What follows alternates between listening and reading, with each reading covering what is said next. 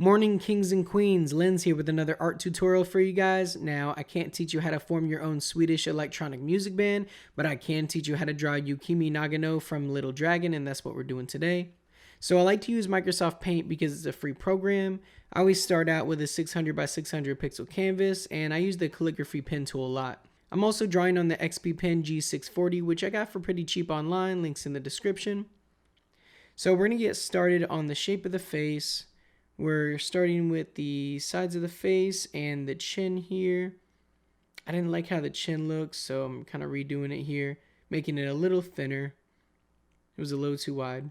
And that's a good reason to always have a reference photo on the side while you're doing your drawing. That way you can always look back and make sure your proportions are correct. So we got the bottom shape of the face here, and I'm adding in the ears. And I'm also starting to put in the lines for the ears here.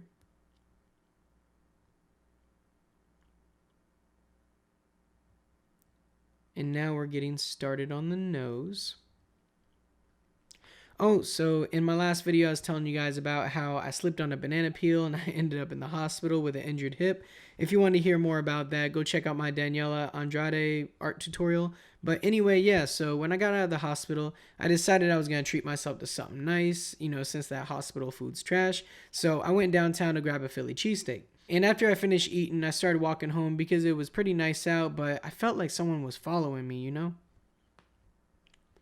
Alright, so we got the nose here. We're getting started on the lips.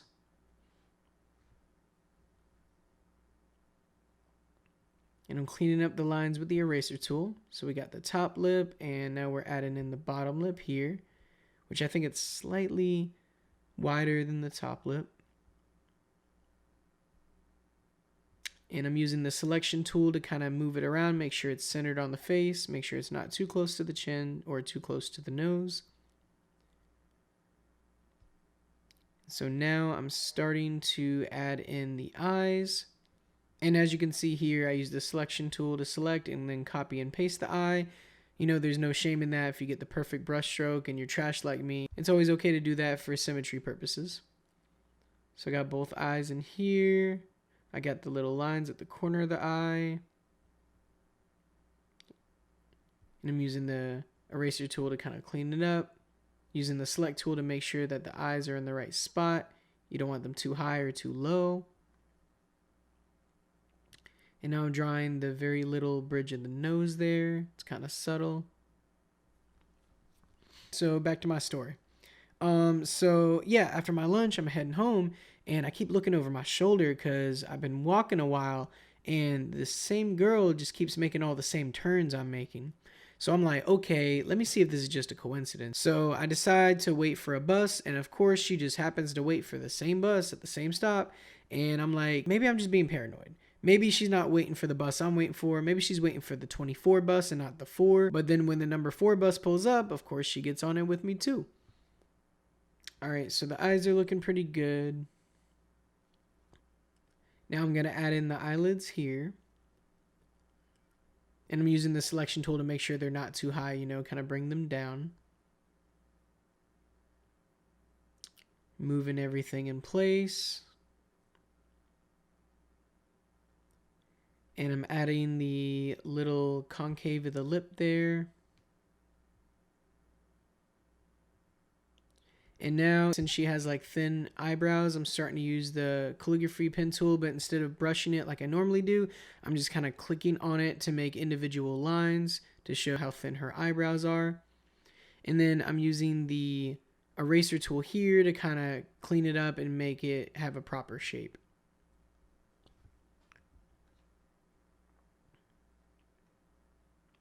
Okay, yeah, so this girl, she gets on the same bus as me, and I'm waiting for her to get off at a stop, but we passed like 30 bus stops, and she's not budging. I have a feeling this girl's following me, so I come up with a plan. I call a taxi to pick me up a few stops from my house near this pizza place I like to go to.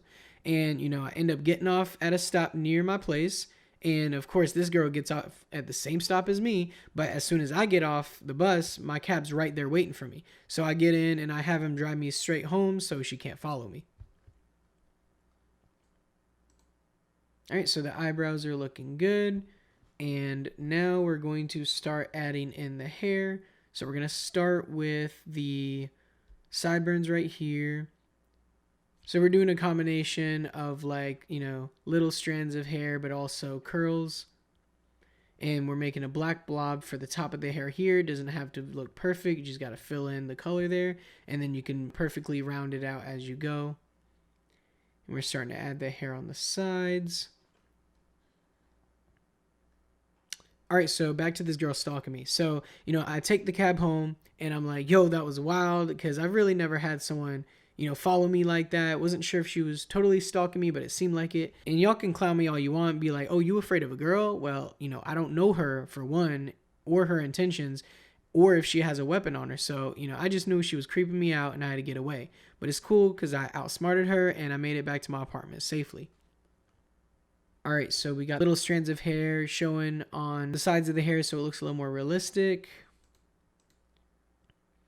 And I used the calligraphy pen tool, but with the color white, to kind of make these lines in the hair to show her hair is kind of shiny. And then I decided to use the selection tool to kind of move them all closer to each other. Just that way it looks a little more realistic, like the light source is kind of hitting on one part of her hair. All right, so, I'm using some hair to cover her ears to make it look even more realistic. And also, I know her hair doesn't look this full in this photo, but I use multiple reference photos. So for the photo you see on the screen, I was mostly using that as a reference to get the right shape of her face, but I was using a different photo showing like how long her hair is. So I'm having her hair curled down around here.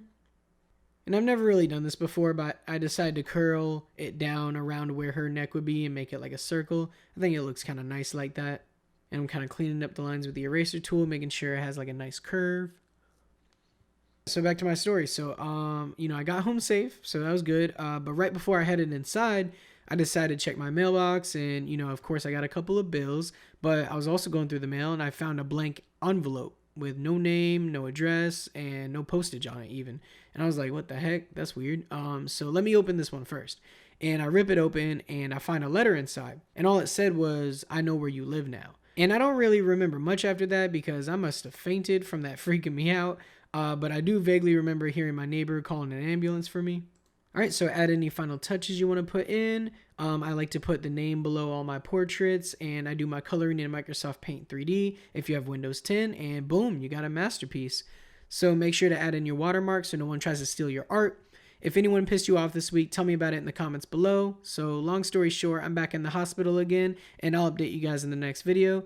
If you want to make my day a little better, feel free to hit that like button. And if you haven't yet, subscribe and ring that bell. I make a new art tutorial every week. And if you need an art commission done or want to take my online course for how I make these portraits, links for that are below. Peace.